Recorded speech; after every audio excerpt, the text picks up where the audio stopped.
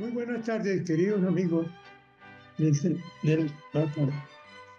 de la Sociedad Bolivariana de Colombia y distinguidos compañeros que nos acompañan. El día de hoy, como todos los jueves, y tal vez en el número 206, tenemos una conferencia muy interesante. Nos ha llegado un magnífico conferencista, que es el doctor Jairo Luis Vega Manzano, un ingeniero civil egresado de la Universidad Nacional de Colombia, nacido en Ocaña, norte de Santander, en el año de 1955. Como docente, ha ejercido el cargo de profesor ocasional con diferentes universidades de Colombia. En temas de ingeniería, fue fundador y director de la revista Nuestra Ingeniería, de la Asociación de Ingenieros de la Provincia de Ocaña, AIRPRO, y cofundador y director participante permanente del programa radial La Revista Hablada de AIMPRO, de esta misma asociación. Fue concejal de la ciudad de Ocaña en el año 2000. Articulista ocasional de varios periódicos y revistas, ganándole ratos a su actividad profesional. En el año 2005 comenzó a escribir Don Quijote de la Mancha, Don Quijote Huicho Plaza, como un homenaje personal a la celebración que en todo el mundo se hacía entonces al cumplimiento de los 400 años de la publicación del ingenioso hidalgo Don Quijote de la Mancha, de Miguel de Cervantes, el cual fue publicado en 2011. Y en el año 2200 publicó el libro Gravitando en torno a Einstein, en el cual se bosqueja una semblanza del memorable Albert Einstein, gravitando en torno a sus teorías y a la aplicación de ellas en la tecnología del mundo actual, trazadas en forma sencilla y coloquial para que fueran entendidas por todo el mundo. En el año 2022 publicó Simón Bolívar y su patriotismo artero, un ensayo sobre las actuaciones non santas que le tocó realizar a Bolívar en la época de la denominada campaña admirable, con el fin de poder llegar triunfante a Caracas el 6 de agosto de 1813, atravesando por primera vez la nación, de la nación de Ocaña, en el departamento del norte de Santander. En el año de 2024 publicó el libro Píldora Científica. Con el mayor agrado tenemos pues hoy al doctor Jairo Luis Vega Manzano, Ocañero, quien nos va a deleitar con el tema Simón Bolívar y la campaña admirable. De manera que con el mayor gusto le damos la palabra al doctor Jairo. Bueno, muy buenas tardes, señor presidente. Muchas gracias por esta oportunidad tan honorífica de poder compartir con ustedes y todos los que están conectados, pues un tema muy apasionante y muy de nuestra región ocañera. ¿Cuál es, pues, la campaña admirable? Que fue la primera oportunidad en la cual estuvo Simón Bolívar por esta región, por el Magdalena, por la región de Ocaña, Cúcuta, hasta llegar a Caracas, triunfante el 6 de agosto de 1813. Voy a compartir un poquito aquí la pantalla para proyectarles unas eh, diapositivas así como en pantalla completa, digamos. Entonces, Simón Bolívar y la campaña admirable.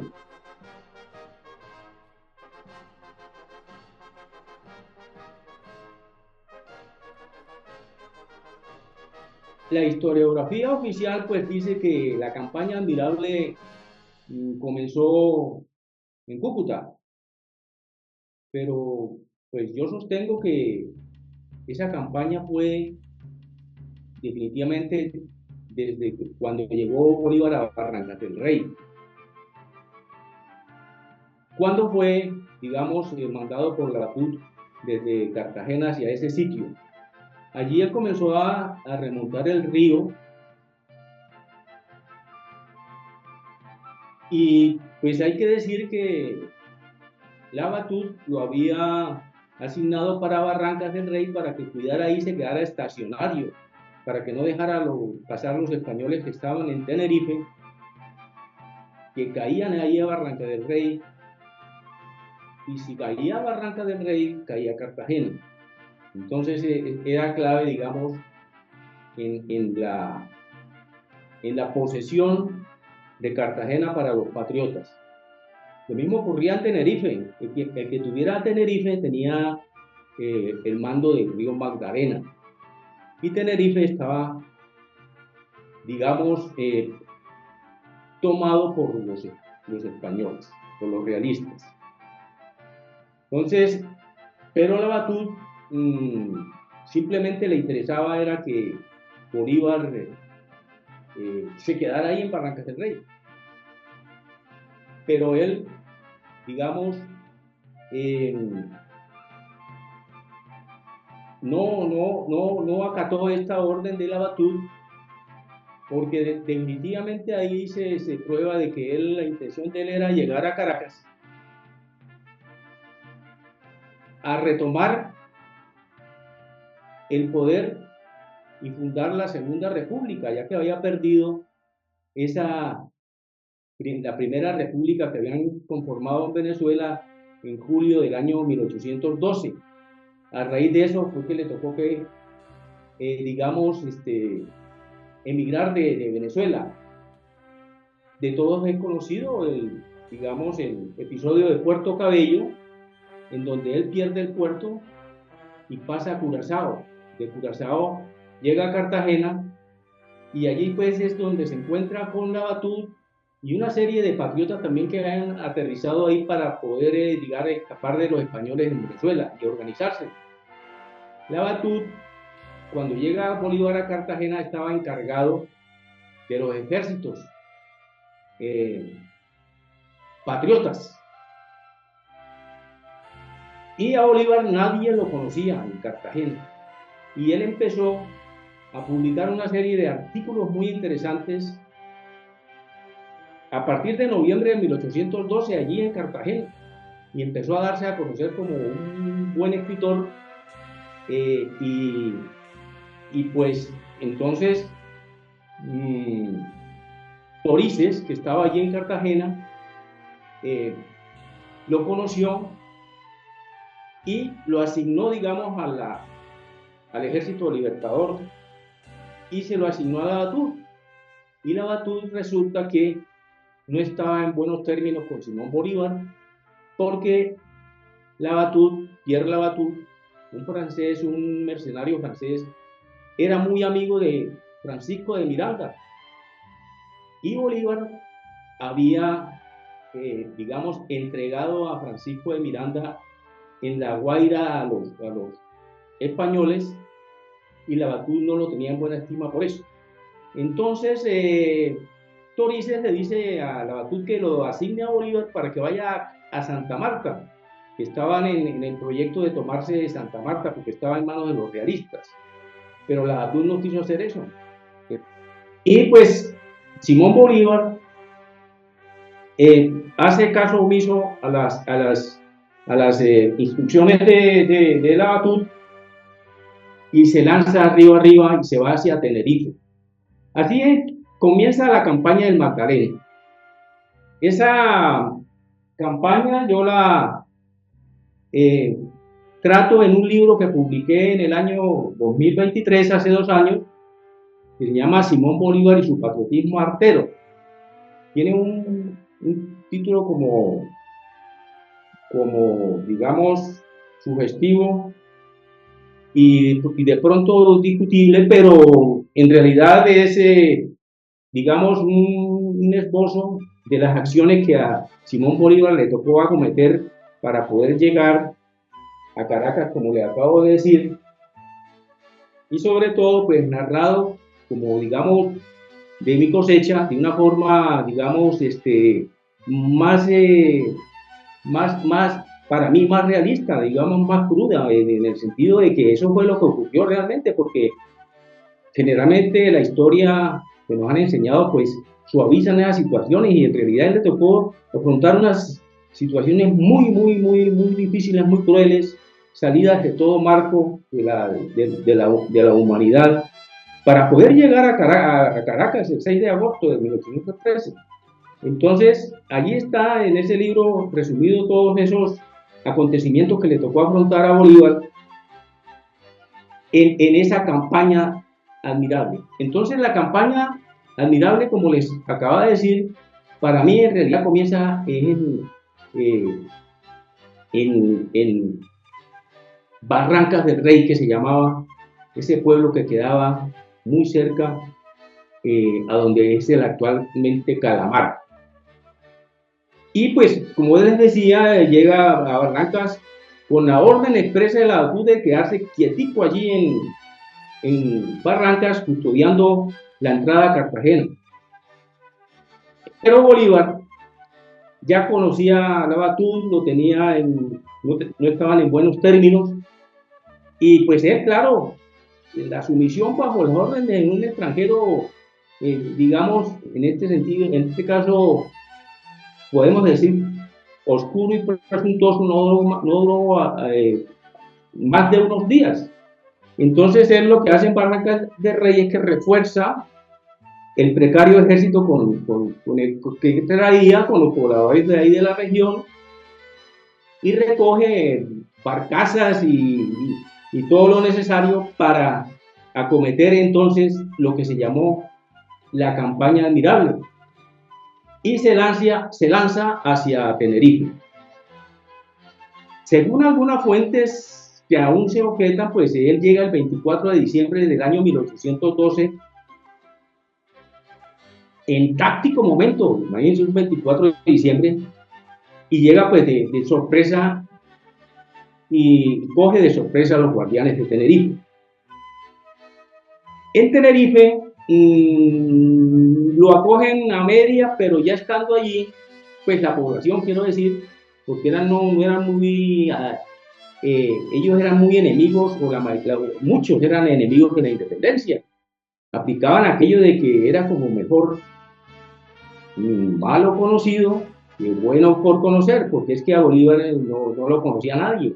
Entonces allí es donde se conoce las primeras arengas de él, las primeras oratorias. Él reúne a la población de una forma obligada, a todos les tocó que ir a oírlo, y les habló durante más o menos media hora, y arrancó su discurso diciendo: ciudadanos, magistrados y pastores. Entonces son las primeras palabras que él pronuncia, y allí lo oyeron con mucha, digamos, expectativa y no mucha convicción.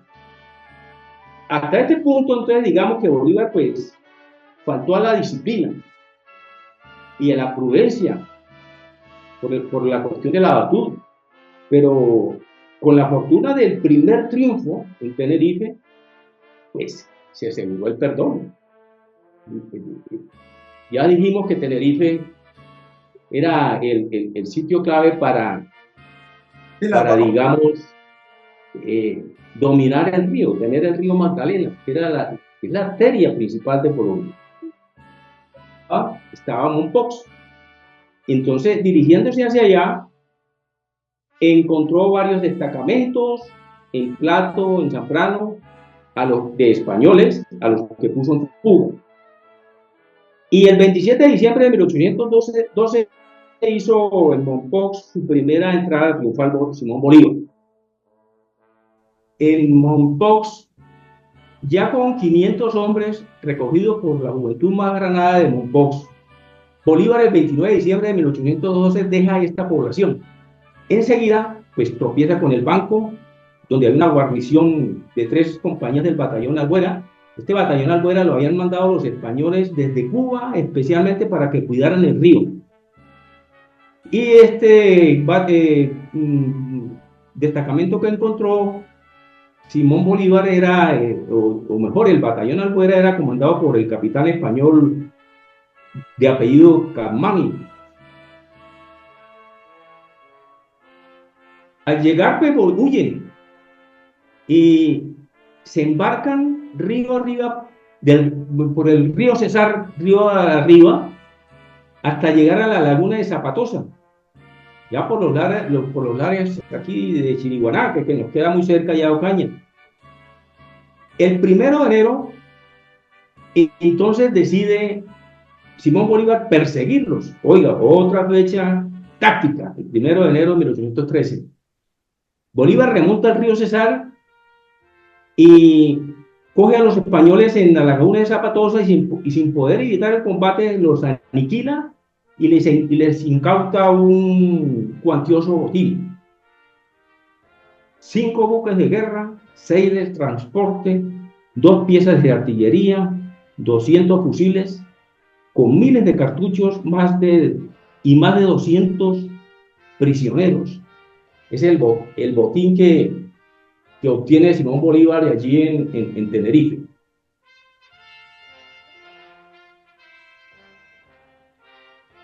De Tenerife, pues tiene en la mira ya a Puerto Real. Puerto Real era, como se llamaba, una población también que ya no existe, pero que quedaba muy cerca de Gamarra. Entonces, ese era el puerto pues, que se usaba para subir a la región de Ocaña, a remontar la cordillera oriental y hacia Santa Fe de Bogotá por allí.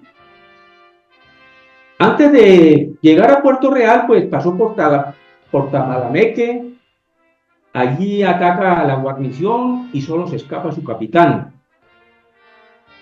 Aquí ocurre un evento muy especial en el actuar de Bolívar, porque Puerto Real Bolívar lo encuentra en poder de un piquete mandado ya por Antonio Nariño desde Cundinamarca, desde Santa Fe de Bogotá, piquete que estaba en Honda.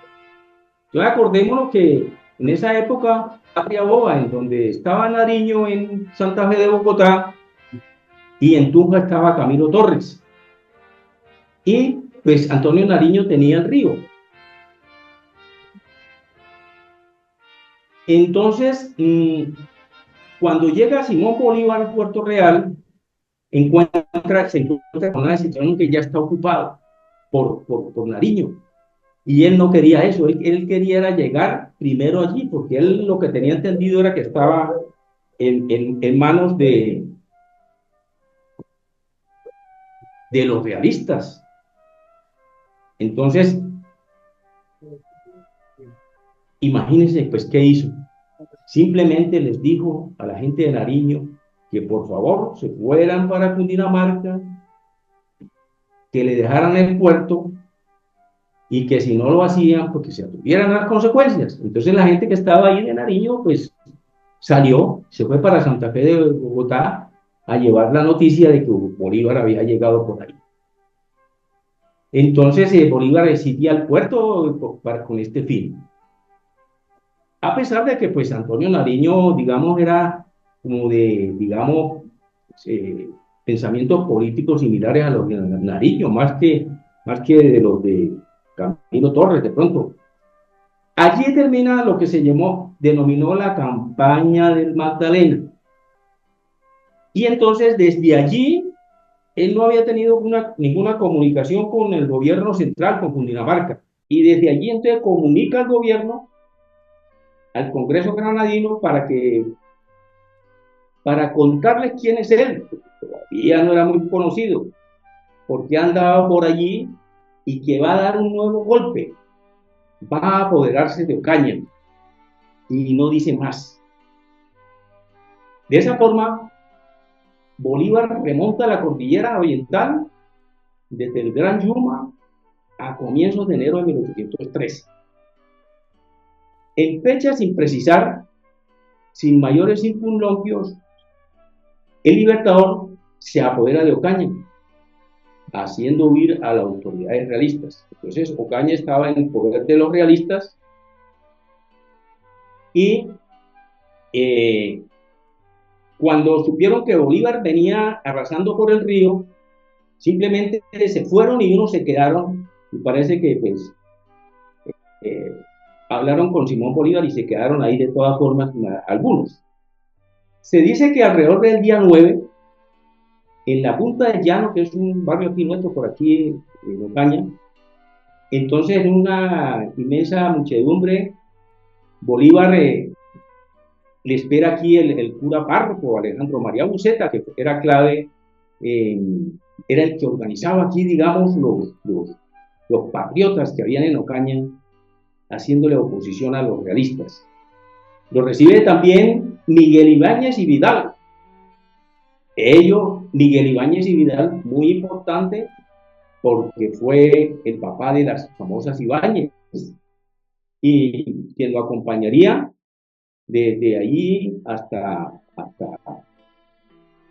cuando llegó a Santa Fe de Bogotá, Simón Bolívar. También estaba el alcalde de la ciudad recibiendo a Bolívar. Entonces Bolívar ya en Ocaña, pues digamos que dio rienda suelta a su imaginación de poeta romántico, ofreciendo el oro y el moro a personas no pagadas ni vestidas, invitándoles a libertar pueblos inciertos. Esto lo consigno pues en el libro y lo traigo aquí a cuento porque Simón Bolívar en ese momento no tenía, digamos,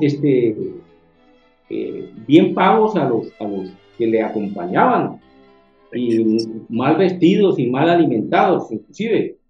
Entonces, él, al llegar aquí a Ocaña, pues ya vio como cerca a Venezuela y les ofrecía irse hacia Caracas, pero la gente no les gustó mucho esa idea porque simplemente ellos pensaban pues como que llegar hasta Ocaña y el trayecto que les ofrecía era, digamos, muy riesgoso y con qué, digamos, expectativas, etcétera, etcétera. Entonces, trabajadores, su gente, pensaron a desertar primero y luego a sublevarse aquí en Ocaña. Entonces Bolívar trató de escarmentar la situación con el fusilamiento de varios de ellos, de los cabecillas, pero no tuvo éxito, eso no prosperó, no se le fueron todos, le quedaron como 150 y Bolívar además aquí encontró gente decidida que le ayudó, como Antonio Quintero Copete, un ocañero que acaba de llegar de Pamplona de estudiar, hace como un año había llegado y era, digamos, patriota de los del padre Uceta. Estaba también Juan Francisco García, el mismo padre Uceta, y don Miguel Ibáñez, el papá de las Ibáñez.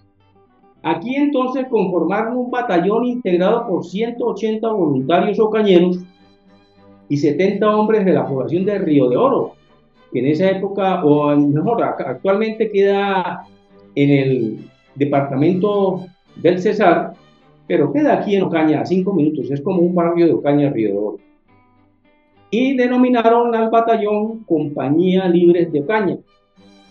Entonces el cuerpo que se adhirió a los 150 que ya traía, y con eso completó los 400 famosos momposinos. Valga decir aquí también que en esa época Ocaña era de la jurisdicción de Mompox y todo tenía que ver aquí con Mompox, y entonces en esa época nos decían a nosotros que éramos momposinos. Por eso la historia habla de 400 momposinos cuando la mayoría eran ocañeros, eran 250. Entonces al comando de la compañía quedó Juan Francisco García y Quintero Copete, lo deja de ayudante de campo, que eran de la camada del padre Buceta, y don Miguel Ibáñez, quien de ahí en más con su familia marcharía con Bolívar, digamos. Estando aquí en Ocaña, pues el Libertador se dirige hacia Cúcuta, pero tenía un escollo, que era que estaba Manuel del Castillo y Rada en Pamplona. Y Manuel del Castillo y Rada obviamente también aspiraba a lo que aspiraba Bolívar. Entonces Bolívar también veía que se les amenazaba la jefatura y la misma incursión a Venezuela. Entonces tenía que manejar cautamente el problema de Manuel del Castillo. Y sale de Ocaña y no se dirige hacia Pamplona, en donde estábamos, donde el Castillo y Rada, sino que se va directamente hacia Cúcuta, digamos, y llega hasta Salazar de las Palmas. En este tránsito, Simón Bolívar le pide ayuda a Manuel del Castillo y no le ayuda. Se va solo y llega a Salazar de las Palmas, pero allí encontró un grave escollo. Antes de llegar a Salazar había un alto que era, digamos, infranqueable. Bolívar un tiempo después dijo que con esos 400 montesinos no había podido él tomarse ese alto de la Aguada. Estaba custodiado por un español de apellido Capdevila, con 100 realistas armados, un sitio imposible. ¿Qué hago yo? Necesito llegar a la Salazar de las Palmas, y obligado a pasar por el alto de la Aguada. ¿Qué hago yo? Y si voy a pasar no puedo, porque entonces hasta aquí llegaría mi campaña. Entonces, ¿qué haría, digamos, me pregunto, un ser común y corriente ante esta situación? Si es la única posibilidad que tiene de seguir adelante. De una la tramoya, sabiendo por lo de la campaña del Bajo Magdalena que ya le tenían miedo y terror, un ejército increíble. Venía, además de que él traía, se le había adherido el de la Batut, porque la Batut se acababa de tomar Santa Marta en esos días. Entonces les digo que venían de la Batut y venían, mejor dicho, equipados al máximo. Capdevila, que era el que estaba allí, de los realistas, pues digamos, tragó entero. Y él y todos sus hombres descendieron ese alto y se dispersaron por 1000 sendas hacia Cúcuta. Se fueron hacia Cúcuta. Y Bolívar detrás. Entonces, llega a Salazar de las Palmas, Bolívar, y a las 6 de la mañana del 22 de febrero de 1813, lo consigno acá porque es muy importante, da cuenta de la llegada a su cuartel general, quedó distinguidísimo. Llega el ministro de las Altas Cortes de Justicia de Venezuela, el doctor Vicente Tejera, un amigo de él, patriota y como el que más. Y además llega el coronel Rivas, dice él a secas en su informe. Ese es José Félix Rivas, el esposo de una tía de Bolívar, pareja que le habían ayudado y lo habían, digamos, dado la mano cuando se le murieron sus padres y él quedó huérfano. Entonces él los quería mucho y pues ya llegó su tío, el coronel Rivas, llegó estando allí en Salazar. Quiere decir del coronel Rivas, que era también un patriota de primera línea y muy importante ese refuerzo que llegó. Además de Vicente Tejera. Bueno, la tarde del día 22, entonces, vuelve Bolívar a tratar de conseguir ayuda de Castillo, pidiéndole que ataje a los enemigos que iban en retirada. Castillo no cortó a los fugitivos y Bolívar entonces se lanzó en pos de los españoles, con sus momposinos y cartageneros que todavía le quedaban. Allí, en el camino, se encuentra con el Alto del Jaguar, Y como venía Bolívar arrasando con todo, la gente que estaban ahí, que eran 37 fusileros, se, se esfuman del sitio, se van del alto del Jaguar y se lo dejan a Bolívar libre. Bien, el 25 de febrero Bolívar, ya casi tocando su patria, llega a San Cayetano, que ya está a orillas del río Zulia. Zulia ya hace límites con Venezuela. Entonces, el 27 de febrero, Bolívar atraviesa ese río Zulia después de un risible cañoneo por parte de un remanente de las fuerzas de Ramón Correa y Guevara, que intentaban desesperadamente evitar el paso del río. Pero digamos que en Cúcuta estaban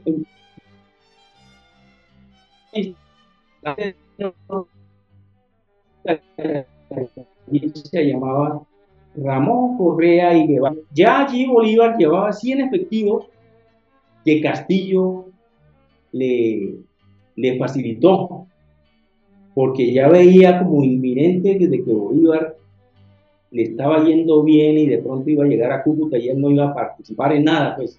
Entonces le mandó 100 para probar nomás y no le mandó todo su ejército.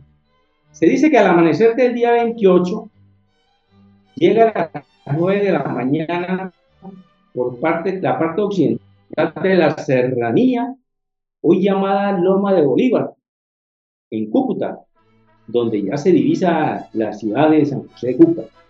Y que a esa misma hora el jefe español, ya Ramón Correa y Guevara, en pleno día de carnaval, comulgaba en una iglesia de la población. Además era un domingo, otro día táctico, y le llegó y lo cogió comulgando. De todas formas, Bolívar pues entró a Cúcuta, pero de todas formas las fuerzas de Correa se defendieron con valentía al ser atacadas.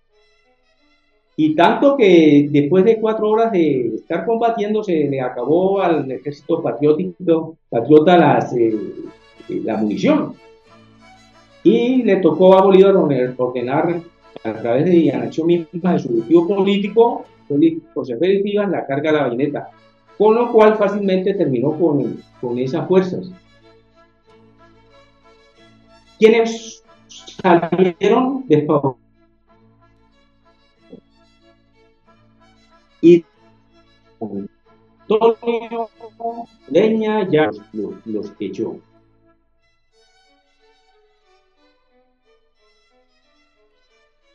Bolívar entonces llega a Cúcuta el 28 de febrero de 1913. O sea, mañana se cumple la efemérides para Cúcuta y como en todas, digamos, las acciones de él hace un parte de guerra. Y aquí pues consigno eso, lo que él más o menos, o lo que él literalmente dijo en su parte de guerra. Decía Bolívar que el enemigo sobrecogido en este momento de un terror pánico escapó precipitadamente dejando en nuestro poder la plaza, artillería, pertrechos, fusiles, víveres y cuantos efectos pertenecían al gobierno español y a sus cómplices, hiriéndoles una multitud de oficiales y soldados, inclusive el mismo comandante Correa, que lo han recogido del campo de batalla gravemente herido en la cabeza, siendo por nuestra parte la pérdida tan desproporcionada que solo tenemos que deplorar 2 hombres muertos y 14 heridos, entre ellos el valeroso teniente de las tropas de la Unión, el ciudadano Concho. Bueno, aquí tenemos un informe de Bolívar y la idea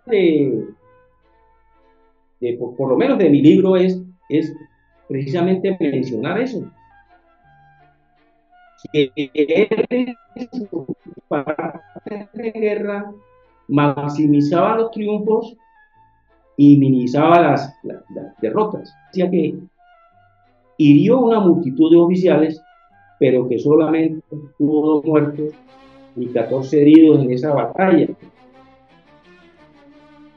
Eso pues es lo que dice él en su parte de guerra.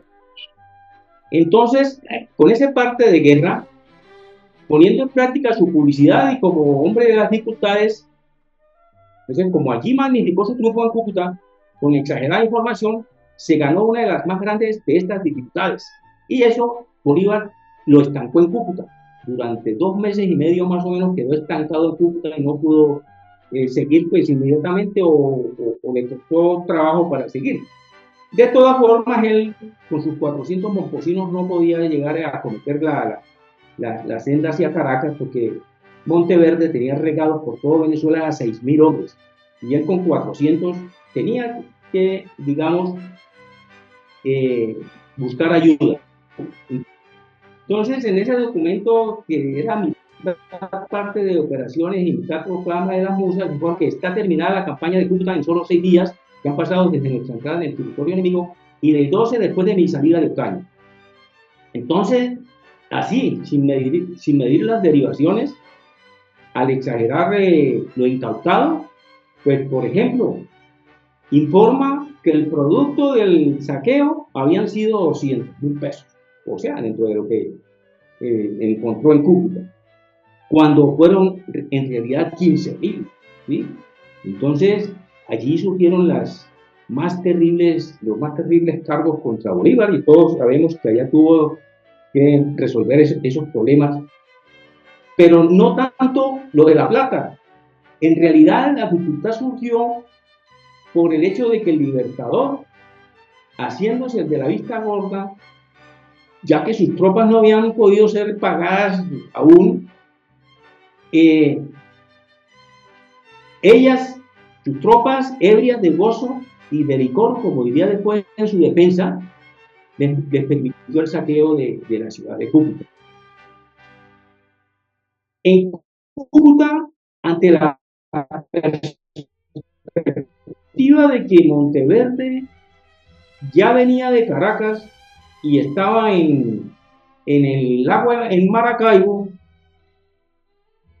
y la idea era pasar a Cúcuta y de Cúcuta a la Nueva Granada para tomarse Colombia. Y ante esa perspectiva, pues la gente, los comerciantes de Cúcuta, estaban, digamos,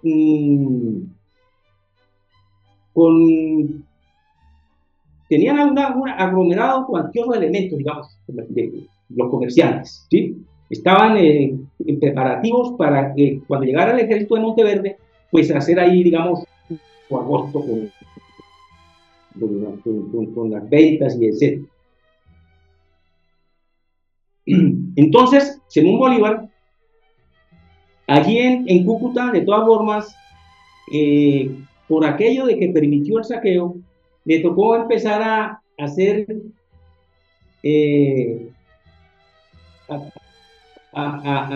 hacer acciones que paliaran eso y pues con acciones organizativas y de represión inclusive. Y pues como dije ahora, necesitaba de un apoyo efectivo para su causa. Entonces con solo los 400 moncosinos y cartageneros no podía acometer tamaña empresa de irse a Monteverde. ¿Qué hace Simón Bolívar? Envía a su tío político en busca de ayuda. El tío político era un aristócrata venezolano que era muy buen diplomático. Entonces, el mandando a su tío político a hablar en Tunja con Camilo Torres y con Antonio Nariño en Santa Fe de Bogotá, logra la ayuda de los federalistas de Tunja y de los centralistas de Santa Fe de Bogotá. El 4 de marzo se había ido pues, José Félix Rivas a hacer esas diligencias a Tunja y Santa Fe de Bogotá. Entonces, digo yo que Bolívar con su enjundia y su palito consiguió la ayuda y logró además que Tunja lo nombrara como brigadier de los ejércitos de la Nueva Granada y le concediera el derecho de la ciudadanía colombiana. ¿Por qué? Porque José Félix Rivas pues, no se fue con las manos vacías, se fue con sendos escritos para Camilo Torres, Antonio Nariño, y con su prosa maravillosa los convenció, y además porque había llegado ya hasta Cúcuta y había barrido de españoles el río Magdalena. Entonces él le reconoció eso y lo nombró brigadier de los ejércitos de la Nueva Granada, Camilo Torres en Tunja. Entonces, con esa jugada de ahora ya ser el brigadier, Bolívar logra, digamos, torcer la oposición que había, que tenía en Cúcuta. Entonces, en Cúcuta tenía mucho opositor, no creían en la campaña esa de irse para Caracas, la veían como una locura y una cuestión muy precipitada, que al fin y al cabo resultó ser cierto, pero Bolívar eh, no veía sino la hora de llegar nuevamente a Caracas. Entre los opositores que estaban en Cúcuta estaba Manuel del Castillo y Rada. Manuel del Castillo y Rada ya se había adherido al ejército libertador. Y llega un personaje, le llega a Cúcuta Antonio Nicolás Briceño, y le llega Dolores Jerez de Aristeguieta, que es una prima de Bolívar. Y Antonio Nicolás Briceño, pues un vecino de la finca de San Mateo en Caracas, que había tenido un problema de linderos con Simón Bolívar, Antonio Nicolás Briceño. Él era un abogado, estudiado en Santa Fe de Bogotá, de la alcurnia venezolana, Antonio Nicolás Briceño. Y él era conocido como el diablo, por su forma tremenda de ser. Y Antonio Nicolás Briceño, cuando Bolívar tuvo problemas de linderos en la época en que eran, digamos, vecinos en la finca de San Mateo, porque Bolívar le corrió la cerca, imagínense. Entonces, claro, pero Bolívar le ganó la batalla al diablo, digo yo, ¿sí? Y pues entonces le llegó ahí, ya estaban pues en buenos términos, la idea era de, de liberar Caracas, pero de todas formas tenían digamos, su rencilla. Entonces, digamos que Camilo Torres ayudó a la inclusión de Venezuela, pero le puso una condición, que solamente llegara hasta Trujillo. Camilo Torres le dijo que solamente hasta Trujillo llegara y que no avanzara más. Tal vez que no creía tampoco en que pudiera Simón Bolívar realizar tamaña empresa. Entonces lo limitó hasta Trujillo. Pero Bolívar, él pasaría por alto estas exigencias para poder llegar hasta Caracas, obviamente. Entonces,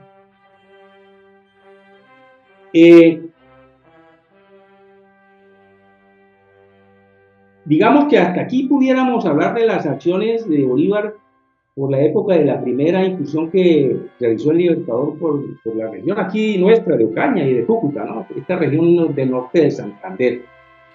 Y Bolívar calibra el rumbo a seguir. Aquí tenemos un mapita de la ruta, digamos, de la campaña admirable, de la ruta libertadora, para llegar hasta Caracas. Le toca que ir a San Cristóbal, a Tobar, a Mérida, a Trujillo, pasa a Barinas, San Carlos, después La Victoria arriba y Caracas. Pero estando en Cúcuta, resulta que Bolívar recibe de Cartagena un llamado apremiante de Torices,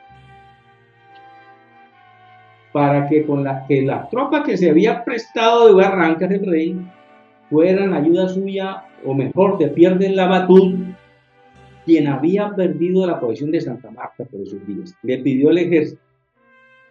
Entonces, ¿qué? Que para Bolívar obedecer era la ruina de sus ambiciones.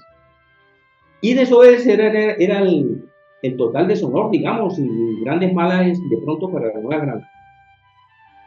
Entonces Bolívar, sin dudarlo un instante, no acata el llamado y precipita los preparativos para salir de Cúcuta. lanzó a su suerte primero para avanzar hacia Caracas a Castillo, que él tenía pues su ejército conformado, como ya dijimos, quien ya ahora sí ya le había llegado todo su ejército, todo lo que él tenía para lo que se estaba fraguando en Cúcuta, y lo lanza en una avanzada hacia la Grita. El 20 de marzo mandó también a su enemistado Antonio Nicolás Briceño, quien aspiraba también a dar el título de libertador de Venezuela. Lo lanzó con un pequeño ejército que sostenía el mismo Briceño. Los lanzó, digamos, a la guerra, como se dice, a ver qué pasaba con ellos.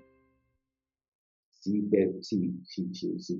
los derrotaban, entonces ya sabían quién era el jefe. Y si no los derrotaba, pues aplazaba la cuestión con ellos, pero de todas formas entonces lograba avanzar. Entonces, con todas estas andanzas entre Castillo, Diablo y Bolívar, hay un gatuperio espantoso por la actuación de Briceño en San Cristóbal.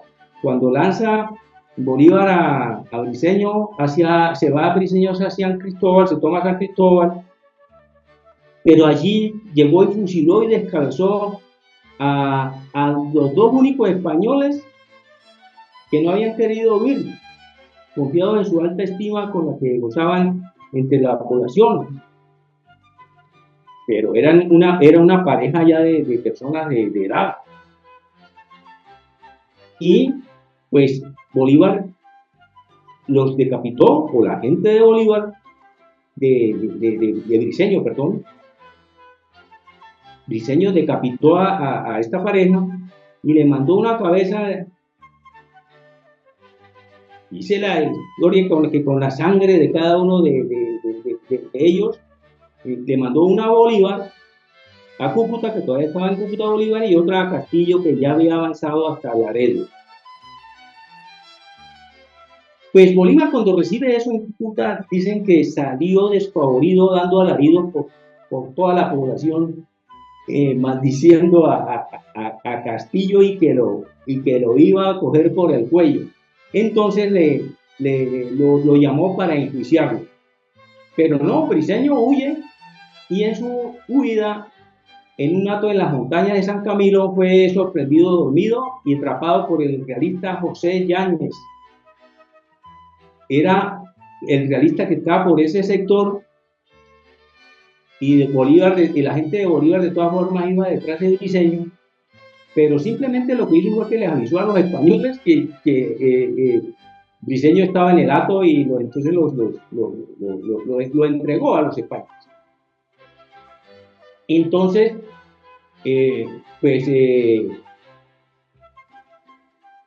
los españoles fusilaron a Briceño. Bueno, siguiendo con, digamos, la campaña de Bolívar, el 27 de abril de 1813, entonces en Tunja expide la autorización de avance de Bolívar. El 8 de mayo Bolívar recibe la autorización y el 17 reanuda entonces la marcha. Él, estando en Cúcuta, pidió autorización a Camilo Torres, y pues ya dijimos que le limitó a Trujillo, y además le dijo que tenía que restaurar todas las digamos, de población que libertara, restaurara el alcalde que Monteverde había, digamos, desbancado, y que eran los mismos alcaldes que habían sacado a Bolívar durante la Primera República. De todas formas, Bolívar lo hace y rezaga a Rivas, lo deja en Cúcuta, alistando, digamos, pertrechos y demás para alcanzar a Bolívar. En Cúcuta se quedan 200 hombres de las fuerzas que traía de Ocaña. Entonces aquí hay un episodio también importante, porque allí se quedaron en Cúcuta 200 momposinos, digamos. Y luego, con el tiempo, allí se tomaría Cúcuta la fuerza de Lisón, enviado por Monteverde, y a esa gente la decapitó a todo el mundo. Entonces yo tengo una teoría de que la mayoría de las fuerzas del Batallón Libre de Ocaña, que no se sabe bien cómo murieron y qué suerte tuvieron, pues la mayoría murieron aquí a manos de Lisón eh, en Cúcuta. Bueno, a Bolívar se le vuelve a ver el 18 de mayo de 1813 en la población de La Grita. Al llegar a La Grita, Bolívar se encuentra con el mayor Francisco de Paula Santander, retrocediendo hacia Cúcuta en acción de sabotaje, desistiendo de perseguir a Correa. Resulta que Santander estaba al mando de Bolívar por esa región para perseguir a Correa, pero se había devuelto sin perseguir a Correa y como en la acción de sabotaje, como para que Bolívar torpedeara después la campaña Bolívar. De todas formas, el saldo se saldó porque Bolívar recuperó a su ejército, el que traía Santander, y obliga a retroceder hacia Cúcuta, Santander, y le dejó con el mando de los ejércitos de patriotas de todas formas de su región costeña. Entonces lo dejó en Cúcuta con un ejército que fueron esos 200, los momposinos que acabamos de decir, más otro personal. Entonces, y Castillo, que había mandado, pues que estaba con Santander, al saber que la perfidia había fracasado, o sea, de acción de sabotaje, y sabiendo que cuando se provocaba la fiereza del caraqueño, había mucha razón para sentirse muy cerca de la muerte. Entonces, sin decir una palabra, abandona el puesto y se va a ocultar en dirección a Tunja, Manuel del Castillo y Rada. Y Santander pues quedó en Cúcuta. Y Bolívar lo deja allí sin importar que el camino pues que ya había sincerado hasta llegar a Cúcuta, quedara de pronto un poco desprotegido, o solamente protegido por Santander, y porque ya sabía que Monteverde venía por el lago de Maracaibo. Y la idea era Maracaibo-Cúcuta, como efectivamente luego ocurrió. De todas formas, Santander mantuvo a Cúcuta por unos pocos meses, antes de ser vencido por Bartolomé Lisón, el 18 de octubre de 1813 en la fatídica batalla del Llano de Carrillo. En esa época operaban varias guerrillas realistas en la región, que se movían por Limoncito, Táriba, Zulia y Capacho.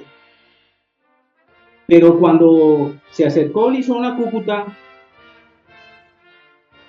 Santander decide retirarse al Llano de Carrillo, dejando el bastión principal desprotegido, que fue la ciudad de Cúcuta. Allí en Cúcuta, cuando Santander huye y es derrotado en el Valle de Carrillo, estaba un personaje muy importante para nosotros en el norte de Santander, que es Mercedes Ábrego, y que se convirtió en una heroína, digamos, cuteña. Pues ya es sabido que ella le regaló una casaca a Bolívar después de la batalla de Cúcuta. Y por ese motivo y por las acciones que hacía ella de espionaje con un grupo de mujeres que tenía ahí en Cúcuta, donde le llevaba razones a Santander y a los patriotas, entonces cuando llegó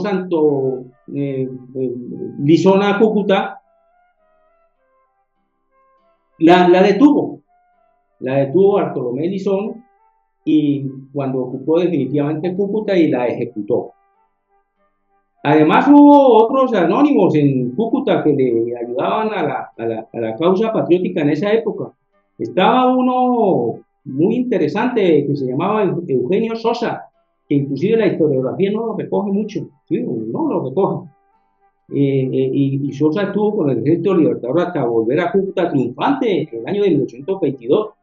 después de la batalla de Carabobo, ya era sargento mayor, y pues era, digamos, él era como el dueño de una fama. Él negociaba con ganado y simplemente cuando Bolívar pasó por ahí se le presentó para ayudar y no tenía armas. Y Bolívar le dijo, pues bueno, hagamos una cosa, póngase, vaya a conseguir agua para que le dé al ejército. ¿Sí? Entonces ahí desempeñó con mucho orgullo digamos, el oficio de aguatero y con la ayuda de una burra que se robó por ahí y de una modesta charretera sobre sus hombros para cargar el agua, pues abasteció al ejército libertador en la batalla de Cúcuta.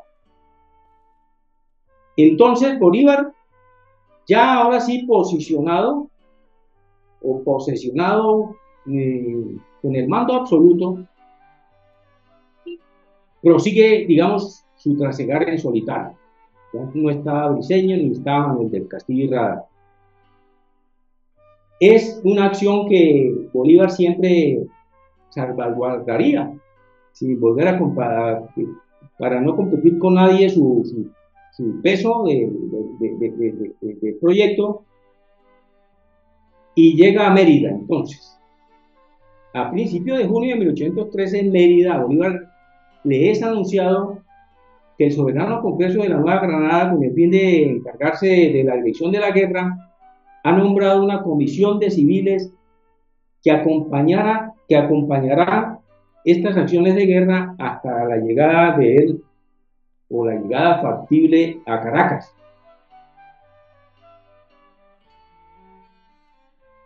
El Libertador pasa por alto todos los controles que se le imponen. Sin embargo, restaura las autoridades civiles descabezadas por Monteverde, tal como le había dicho Camilo Torres. Y en la práctica, pues esto era un asunto formal, pues no había solicitud, eso de que desobedecía las órdenes de la comisión. Que hiciera el Libertador, no había solicitud que hiciera el Libertador que no fuera desaceptada en el acto por esa comisión.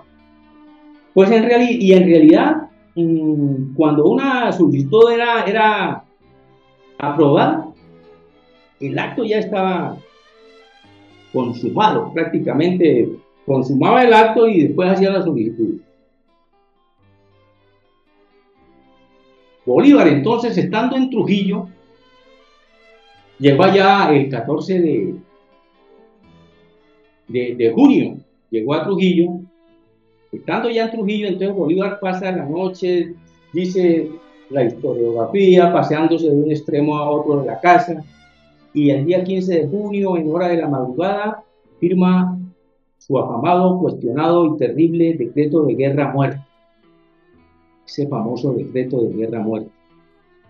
Entonces Bolívar, a sabiendas de que para rescatar a Hispanoamérica había que aplicar métodos terribles, y él, para ser su libertador, tenía que hacerlo o tenía que renunciar a esa gloria, pues sin más vueltas de hoja, encabeza este coro fatídico como Simón Bolívar, lo firma, Simón Bolívar, brigadier de la Unión General de los Ejércitos del Norte, libertador de Venezuela. En Mérida ya le habían puesto el nombre de Libertador. Famosa Mérida por eso, porque allí ya le empezaron a decirle Libertador, Libertador, Libertador, y ya en Trujillo firmó como Libertador de Venezuela. Este decreto de guerra-muerte, un decreto con filo de barbera, digo yo, como clamado por una némesis con cabellos crispados y la garra probadora en alto, lista hasta castigar desmesuradamente criminal español. Entonces, publicitariamente destinado a que su retumbo se oiga en todas partes de la Tierra y del universo. Estando en Trujillo, acordémonos que Camilo Torres lo había limitado hasta aquí, pero él no, él continúa entonces hacia la siguiente población, que queda un poco más al sur, que es Barinas. Ya las comunicaciones con Trujillo se van haciendo cada vez más raras, y de vez en cuando anuncia pasos y profetiza triunfos y ya no solicita permiso ni auxilios de Tunja. De allí para allá, ni Santa Fe, Bogotá, de ahí para allá sigue solo. Y acomete el eje Barinas, San Carlos, Caracas. Bolívar entonces ya suelto y con el horizonte endurecido con 6.000 hombres entregados por Monteverde por todo el flanco de la línea Caracas, sin autorización se lanza hacia Barinas.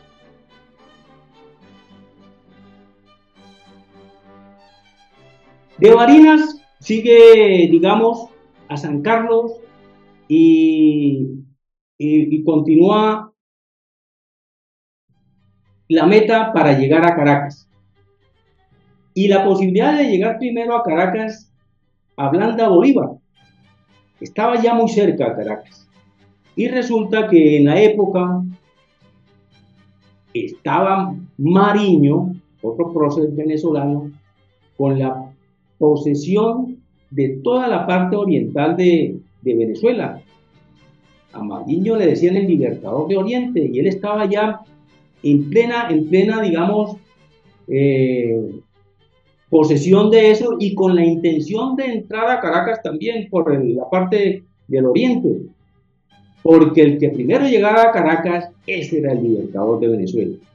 Entonces Bolívar, con esa posibilidad de llegar primero, porque ya la tenía ahí, él ablanda su accionar. Le baja el tono a la cosa y acepta casi sin mirar ni analizar el ofrecimiento que una comisión de paz le llegara a la población de La Victoria por los días del 4 de agosto de 1813. Pues llega nada más ni nada menos que Francisco Iturbe y el marqués de Casa León, quienes fueron los que intercedieron por él ante Monteverde para que pudiera viajar a Curazao cuando la caída de Puerto Cabello. Entonces Bolívar aceptó el convenio de sus amigos, los dos eran muy amigos, Francisco Iturbe y Marqués de Casa de León, muy amigos de Bolívar, por eso fue que se los mandaron, y él aceptó el convenio de entrada triunfal a Caracas, y acepta inclusive el perdón y olvido para los españoles y canarios. Aceptó también la Constitución de España, restablecer la Constitución de España y que el país fuera gobernado por los elegidos de las clases populares. Les dijo, hagan lo que quieran, pero yo llego para llegar a Caracas. Exactamente. Llega a Caracas, está en trance de llegar a Caracas y los, digamos, amigos que habían llegado para proponerle el trato de la entrada a Caracas, le habían dicho que esperara 15 días para entrar a Caracas, que mientras los españoles recogían todo y se iban, que se iban de Caracas hacia el exterior. Eso fue lo único que Bolívar no aceptó. Entonces Bolívar no da más de 4 horas para ratificar la capitulación, que entre otras cosas no fue firmada por Monteverde, ni acepta que se lleven los elementos pertenecientes al Estado, armas, dinero y archivos, y solamente permite que a la oficialidad española se le haga el saludo militar. Entonces llegó Bolívar a Caracas. Allí, ¿qué pensaría uno? Pues yo creo que debió de pensar alguien, o no sé, o a lo mejor de que sí, había llegado a Caracas, pero bueno, ¿y la población qué?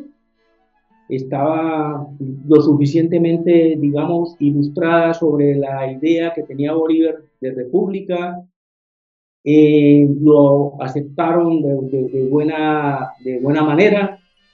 Entonces él llegó allí, digamos, con una gran desventaja, y yo creo que él debió de preguntarse, sí, ¿cómo sostener esto ahora? Y fue lo que pasó.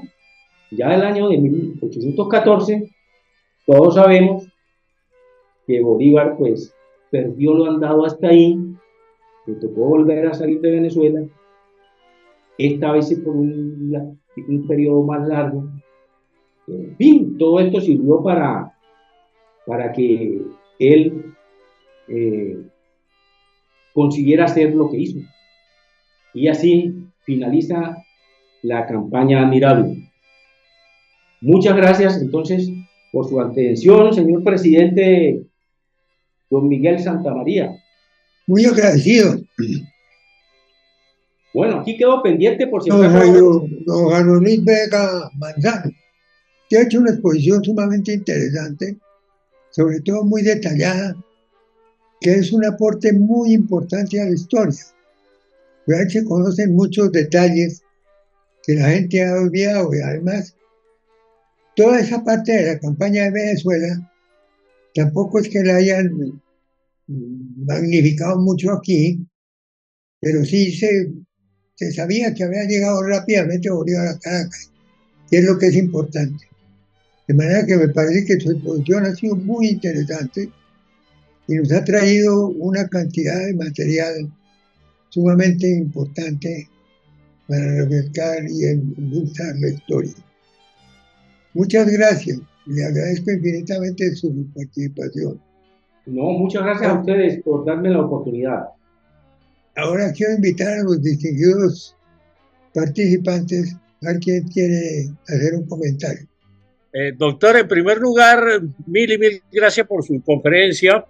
La he oído con mucho interés y quiero manifestarle, soy autor de un libro sobre Manuel Rodríguez Torices y lo cierto es que del estudio de la vida de Manuel Rodríguez tengo varios puntos en los cuales difiero de sus manifestaciones.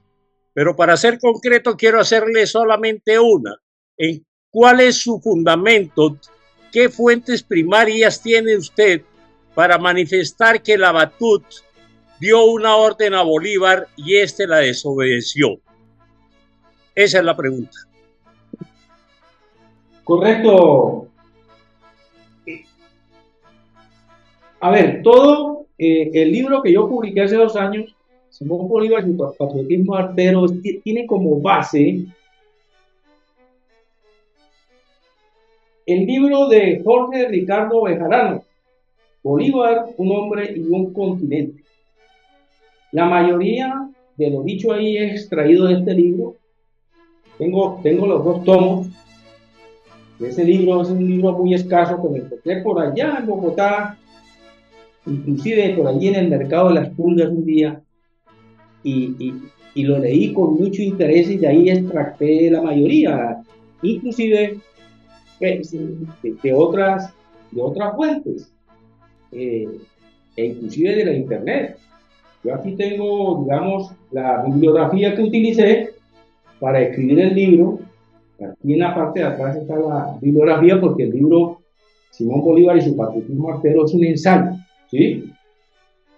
Tengo, por ejemplo, a Luis Flores Cordero, a Leonardo Molina Lemus, a Justiniano J. Páez, de la historia regional, José María Restrepo, Jorge Ricardo Bejarano, el tomo 1, Jorge Ricardo Bejarano, el tomo 2, también está Mario Villamizar Suárez, Ramón Zapata y Mauro Torres, que escribió un libro muy interesante, que es un abogado y psicólogo que escribió muy interesante sobre Bolívar, y pues ahí todo lo que hay es con base a esa bibliografía.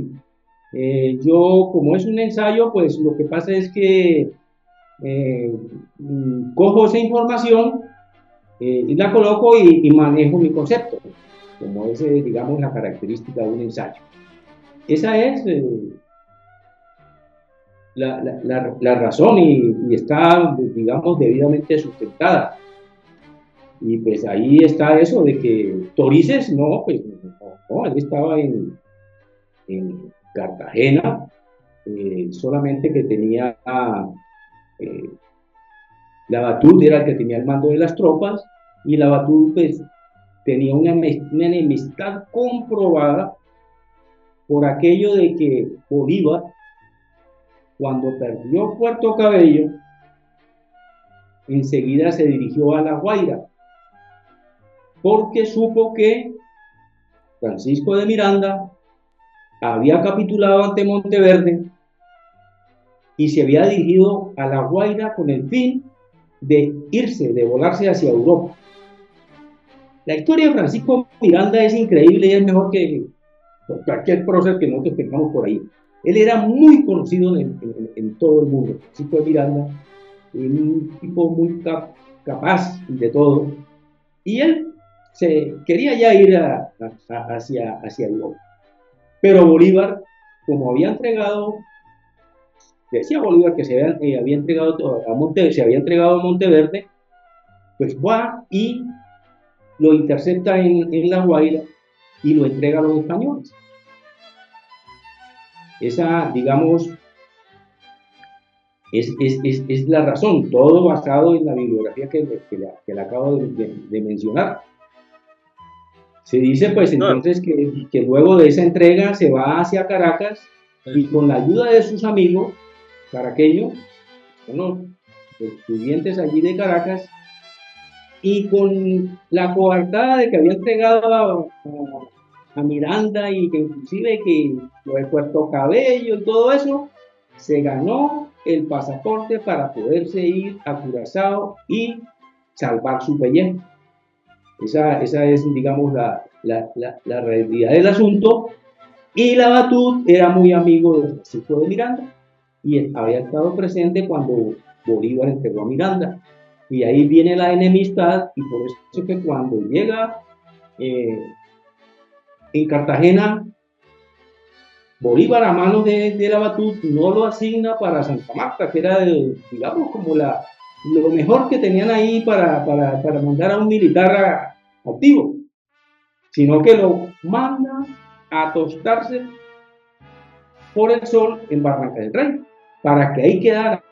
Entonces, Bolívar, la intención era ir a Caracas definitivamente a recuperar la primera república que había perdido. Sí. Y esa era la meta de él. Sí, doctor.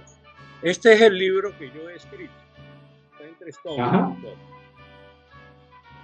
Y veo que por su manifestación que usted no tiene fuentes primarias. Usted tiene simplemente la transcripción de la idea que está establecida por algunos otros biógrafos de Bolívar. Pues le comento lo siguiente.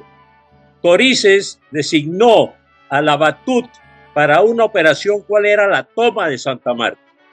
Él no tenía mando alguno sobre Bolívar. Bolívar, y según consta en el documento de noviembre 27 de 1812 y posteriormente en el documento de diciembre 15, conocido como el Manifiesto de Cartagena, tenía una misión totalmente diferente. En otras palabras, Bolívar nunca estuvo bajo el mando de Labatut. Tenían misiones diferentes. Entonces, sí, es una verdad que se ha repetido tanto, o es una manifestación que se ha repetido tanto, que Bolívar desobedeció a Labatut, que ya se ha convertido en algo de verdad sabida. No, son dos cuestiones totalmente diferentes. De otro lado, Bolívar no era un desconocido cuando llegó a Cartagena. Rodríguez Torices lo conocía. ¿Y por qué lo conocía? Porque usted recordará que Rodríguez Torices fue director del diario El Argos Americano. Y en El Argos Americano, no en una ni en dos, sino en 3 o 4 oportunidades, se dio noticias de las diligencias que adelantaban los representantes de la Junta Suprema de Caracas ante su Majestad Británica, y ahí aparece el nombre de Bolívar, junto con el de Andrés Bello y López Méndez. Entonces, esas son unas realidades, y simplemente pues en alguna oportunidad nos tomaremos un café y charlaremos sobre el particular, pero es necesario revisar ese concepto de la presunta desobediencia de Simón Bolívar a Labatut.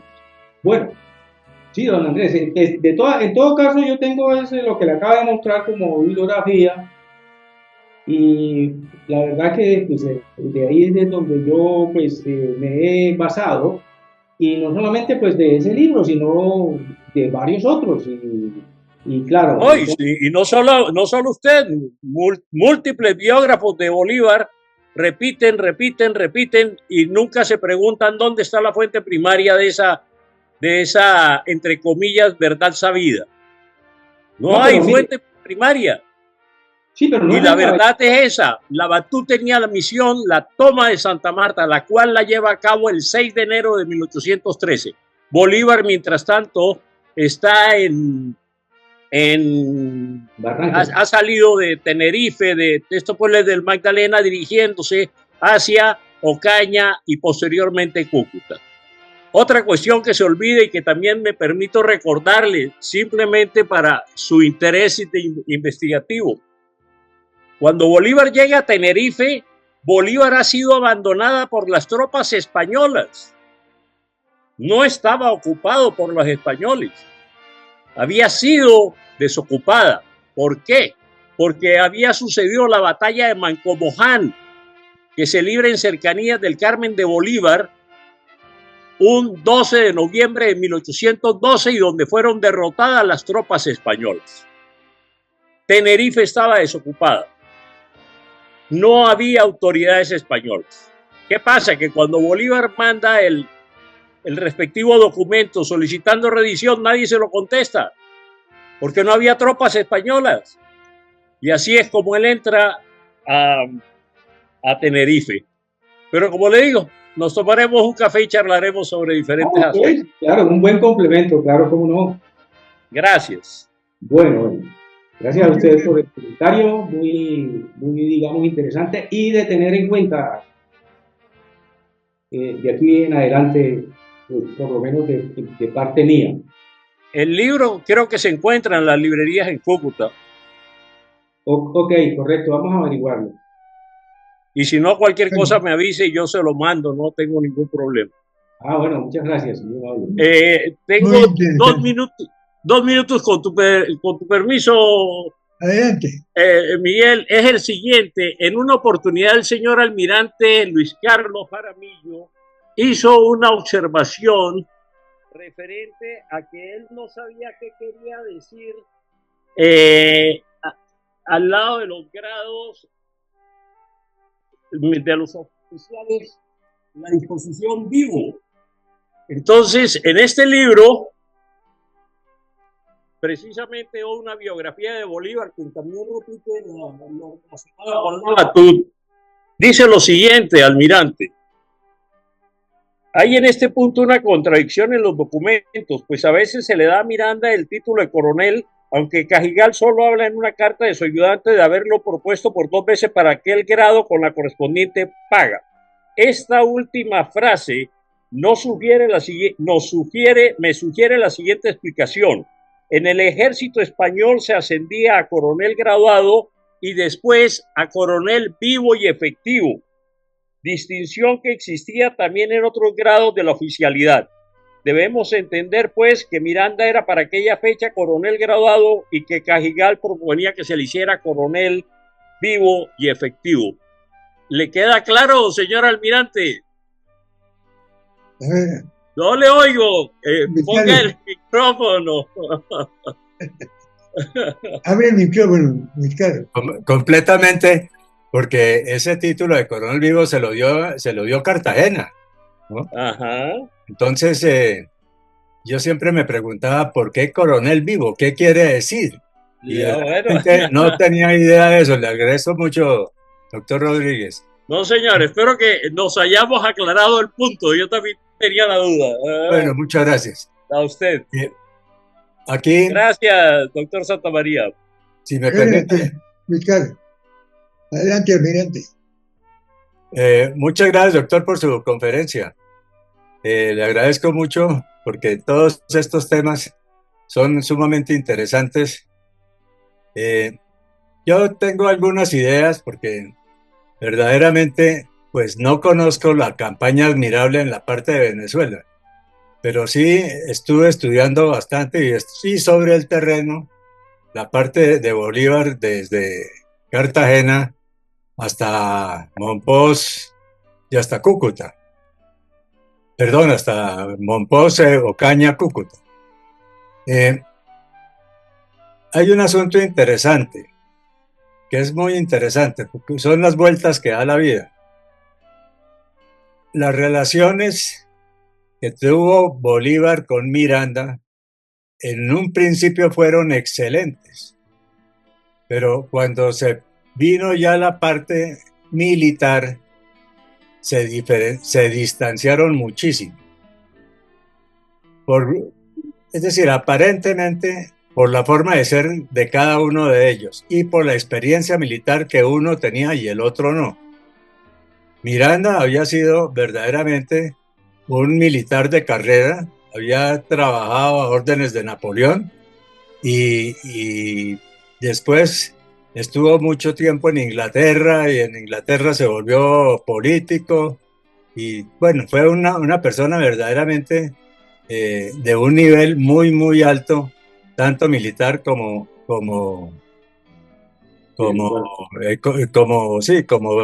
de política internacional, digamos. Internacionalista. Era amigo hasta de la zarina de Rusia.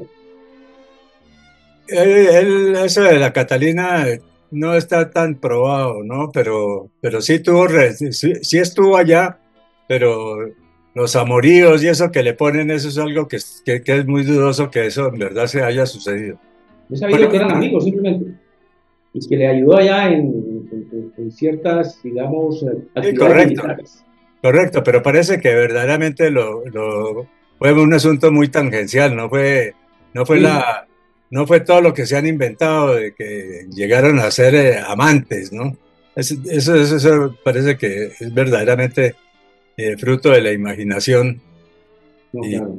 Bueno, en todo caso, la salida de Bolívar se distancia mucho de Miranda y Miranda llegó un momento en que para quitárselo de encima lo mandó para que fuera a defender Puerto Cabello. Lo nombra encargado de Puerto Cabello. Puerto Cabello sumamente importante porque era el lugar de abastecimiento para las tropas españolas. De manera que si llegaban a dominar Puerto Cabello, verdaderamente las líneas de comunicación de suministros hacia las tropas españolas quedaban completamente cortadas. Por A, B o C razones, y eso es largo de entrar a discutirlo, Bolívar pierde Puerto Cabello.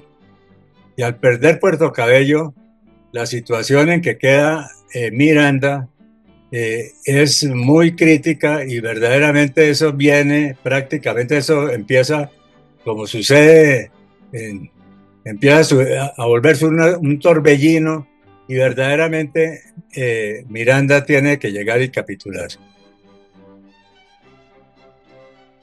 Viene el apresamiento de Miranda y Bolívar, junto con 3 otros oficiales, es el que pone preso a Miranda y lo entrega a los españoles. Eso causó dentro de los militares venezolanos verdaderamente una repulsión porque Miranda era una persona que tenía un tamaño espectacular y era el gran jefe. Y verdaderamente Bolívar queda muy mal parado con eso y más cuando recibe un pasaporte para poder viajar. Y Bolívar no iba a viajar a Cartagena. Bolívar era para Jamaica rumbo a Europa. Esa era la intención de Bolívar. Cuando llega el buque en que llevaba a Bolívar a ¿cómo se llama? La isla esta de Curazao, el cónsul inglés que está en Curazao sabe de la llegada de Bolívar y entonces consigue con las autoridades de Curazao que a Bolívar lo detengan Y cuando digo detengan, no es que lo hubieran puesto prisionero, sino que prácticamente le quitaron la posibilidad de continuar en su viaje y de movilizarse. Y tenía que pagarle al gobierno inglés una indemnización por un saqueo que se había hecho a un buque inglés mientras Bolívar estaba de comandante en Puerto Cabello. Entonces, los bienes que llevaba Bolívar se los han confiscado y Bolívar queda prácticamente sin 5 centavos hasta que logra que un pariente suyo le mande una plata a Curazao y Bolívar se embarca en lo primero que puede, que es una goleta que va para Cartagena. Y verdaderamente cuando Bolívar llega a Cartagena, no es que lo estuvieran esperando en Cartagena, ni muchísimo menos, sino fue un asunto completamente accidental. Y verdaderamente en Cartagena son los hermanos Gutiérrez de Piñeres, con los cuales él tiene mucho contacto, y ese contacto dicen que era porque era algún contacto familiar, que aparentemente sí es así. Yo personalmente creo que más que el contacto personal fue es porque ambos, tanto los hermanos como él, eran masones. Y dentro de la masonería, por lo menos en esa época, se ayudaban mutuamente. En Cartagena estaba sitiada prácticamente, o sitiada no, pero sí prácticamente le habían cortado los suministros. Y para defender a Cartagena, formaron tres columnas de militares, todos provenientes de Venezuela. Y el ambiente que tenían los venezolanos, como yo dije anteriormente, con Bolívar no era el mejor que se quiere. Entonces la Batut, que viene pues en calidad de, sin ser venezolano, pero venía con los militares venezolanos que estaban en Cartagena, lo mandan a Santa Marta, como bien lo dice el doctor Rodríguez, con la misión de recuperar Santa Marta. Bolívar, mientras tanto, escribe dos documentos muy importantes. Uno que es la célebre carta a los cartageneros, que se llama, doctor Rodríguez. No, el carta manifiesto a los granadinos. El manifiesto carta a los granadinos, de un manifiesto de Cartagena, sí. Sí, el manifiesto de Cartagena es uno. Y carta a los granadinos. No, perdón. La del 27 de noviembre es carta al Congreso General de las Provincias Unidas de la Nueva Granada. Que estaba en Tunja. Es correcto. Entonces, eso no fue a Santa Fe de Bogotá, no. Donde estaba Nariño, fue a Tunja, a quien él les escribe eso, no.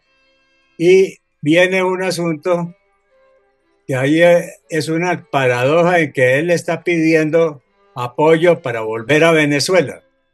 Y en algunos de los párrafos de ese documento dice, Maracaibo es a Caracas como la Nueva Granada es a Venezuela. Queriendo decir de eso, con eso que era tan importante para Caracas recuperar Maracaibo, que Maracaibo tanto como Santa Marta fueron ciudades siempre muy realistas. Y verdaderamente si la Nueva Granada quería una verdadera independencia, también se requería la independencia de Venezuela. Entonces, al fin termina la cosa en que Cartagena le da el título de coronel en vivo.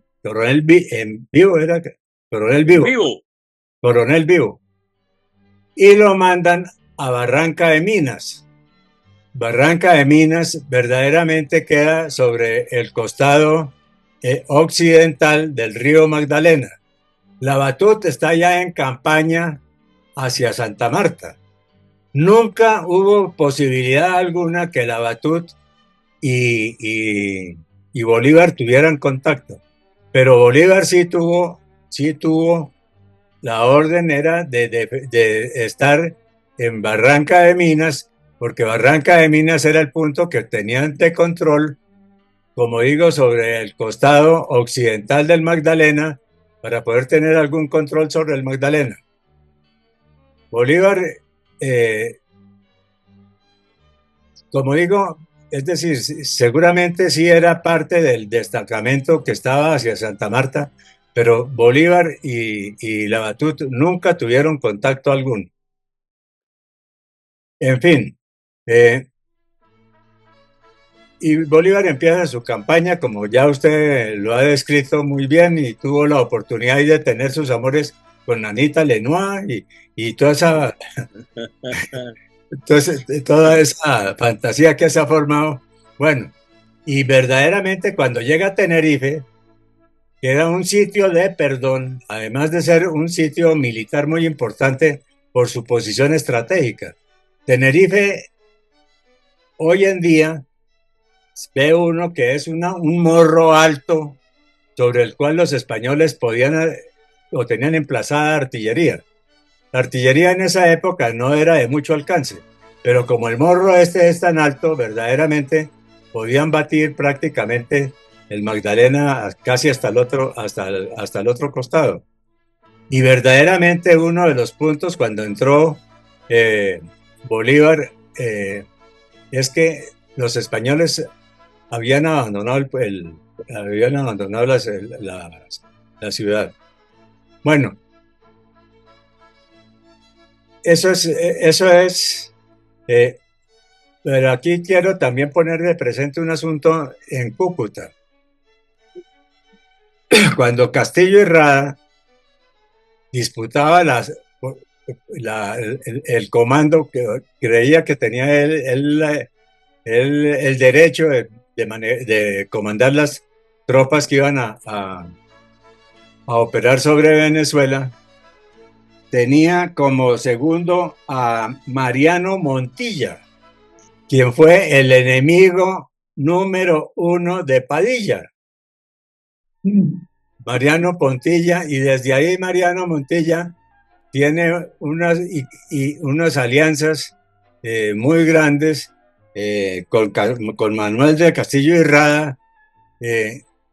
Posteriormente son las dos personas que no dejan que Bolívar entre a Cartagena, en fin. ¿Sí? Pero digamos la primera vez que empieza a sonar en la historia Mariano Montilla, para nosotros los marinos muy tristemente célebre, porque fue verdaderamente el persecutor y el verdugo del almirante Padilla. Muchas gracias. Muy interesante, almirante, muy interesante. Ha sido muy ilustrativa la conferencia de hoy. Usted ha aclarado muchos puntos, es decir, las intervenciones de Andrés y de Luis Carlos Jaramillo, lo mismo que la de Juvenal, han sido verdaderamente iluminantes, y Nelson Roberto también. Muchas gracias a todos ustedes por su presencia y los invitamos para dentro de 8 días en la conferencia que dará nuestro gran amigo Pacheco, que estaba anunciada para hoy, pero que hubo que aplazarla por razones de las dificultades que se le presentaron a Pacheco por una citación que le hizo el gobernador del departamento. Muchas gracias a todos ustedes y reciban un abrazo muy estrecho y mis mejores deseos porque tengan una noche muy feliz y muy agradable.